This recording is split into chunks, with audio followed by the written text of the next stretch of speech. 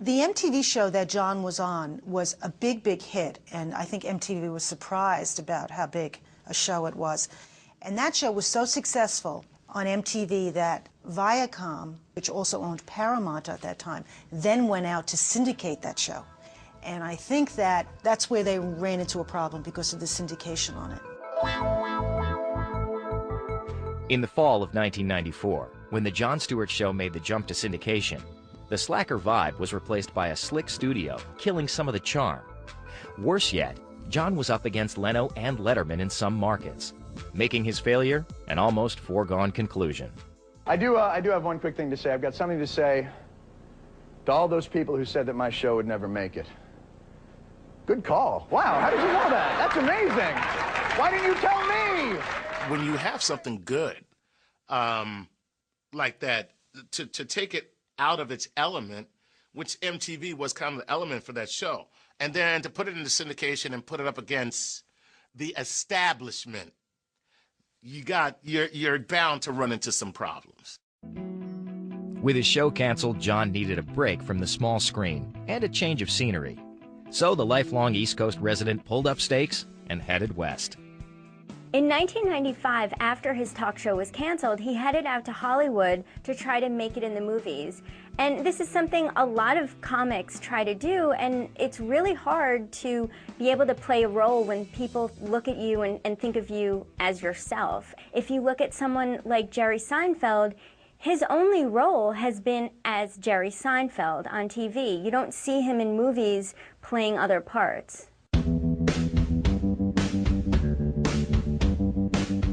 Things started slowly.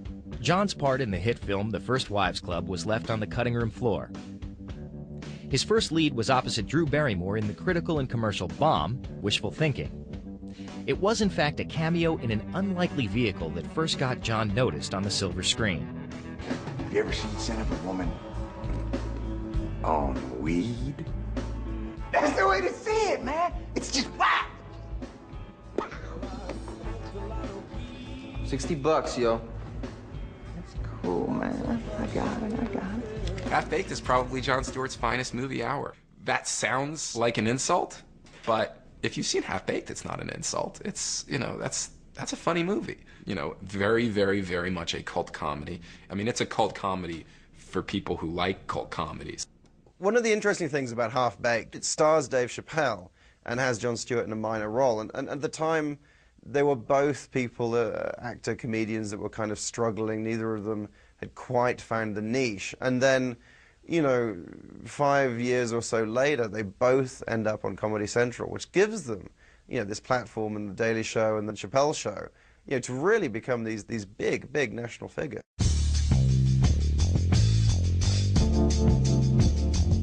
In 1998, Stewart appeared in Robert Rodriguez's teen horror film The Faculty and the romantic comedy Playing by Heart, both of which failed to tap Jon's potential. You can almost hear the agents, you know, behind the scenes going, where do we put him? Where does he fit? He's so funny. Why can't we find a vehicle for him? I mean, he was perpetually nearly famous in the 90s. There's no doubt about it. I mean, he was a young guy, clearly very funny. I mean, always very funny stand-up. I mean, not ugly, one would have to say, but it never really panned out for him. The one role that Jon was a natural fit for came courtesy of another New York comedy club vet, Gary Shandling. Larry Sanders Show was this brilliant take-up of late-night talk shows. Gary Shandling played Larry Sanders, who was clearly a kind of Johnny Carson. Jon Stewart played the kind of Joan Rivers intermittent replacement character to Larry Sanders. You know, I mean, there's a danger, I guess, to doing something that sort of reinforces your initial failure on MTV, but, you know, I think it just reinforced the notion that the guy looks natural behind a desk like that. Both on The Sanders Show and in his career, Jon was becoming known as the go-to substitute. Ironically, it would be his failure to land another hosting gig that would lead to his biggest success.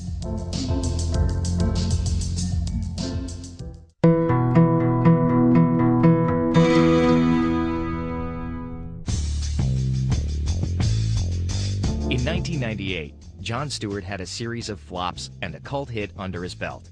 Not exactly a studio executive's idea of an A-list resume.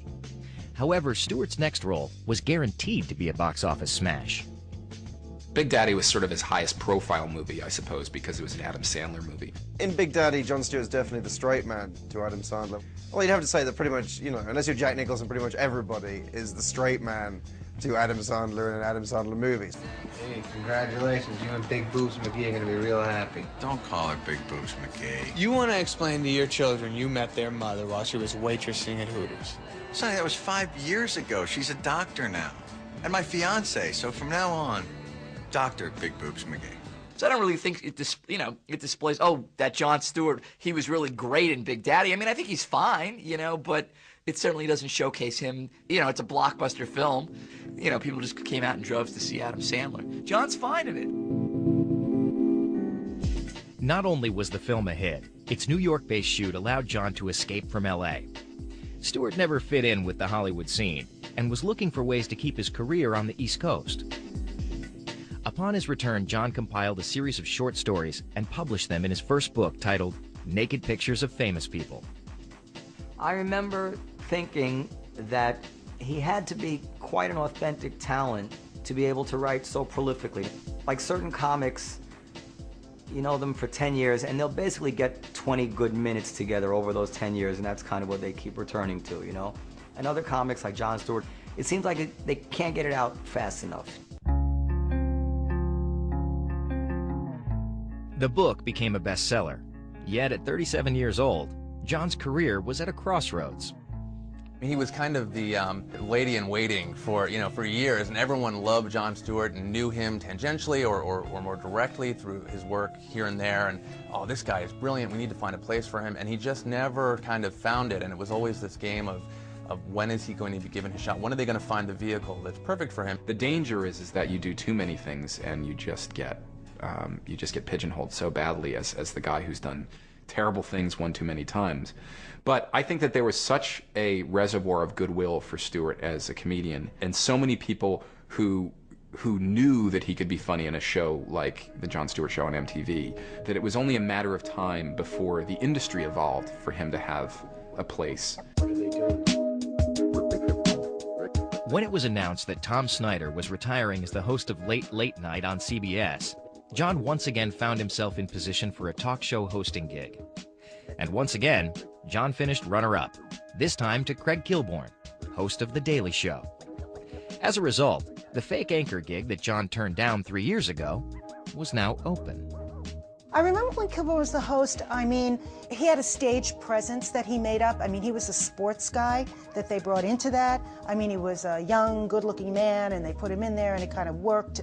I mean, the Kilborn Show was basically a funny show for all the people who had made fun of John in high school. I mean, at the risk of being too polarizing about it, it was like the WASP version of The Daily Show, followed by, you know, the Jew version of The Daily Show. And, you know, as a Jew myself, I don't think it's any surprise that the Jew version was funnier.